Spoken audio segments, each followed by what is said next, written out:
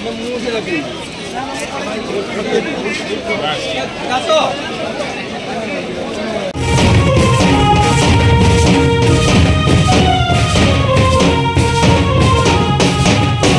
ना श्री निशांत पट्टनायक मु चलित निर्वाचन रे मु कोषाध्यक्ष भाव प्रार्थी भाव अंशग्रहण करथिली एवं समस्तंकर भल पाइबा एवं तांकर आशीर्वाद पाई मु विजय लाभ करछि।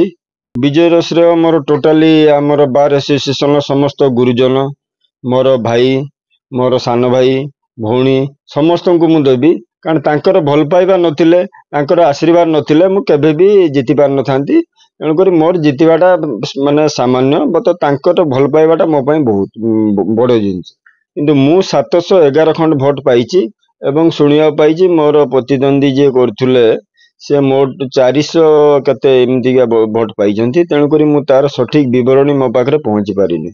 मोर बार एसोसिएशन को एटा अपील रहइबो मु जने टैक्स प्रैक्टिशनर बा टैक्स एडवोकेट तो आज पर्यंत जेते जन कोषाध्यक्ष अछंती से सिविल बा क्रिमिनल प्रैक्टिशनर थिले। तेणुकर मु चाहूची आमर मोर कहवा कथा हूँ साधारणतः गोटे पान दुकानी एबे जो जेनेरेशन आसिलानी जो day by day today जो डेवलपमेंट हेलानी आमे से पुराना जिनस को धरिकी बसीचे आम बार एसोसिएशन कौन सी परिवर्तन नाही।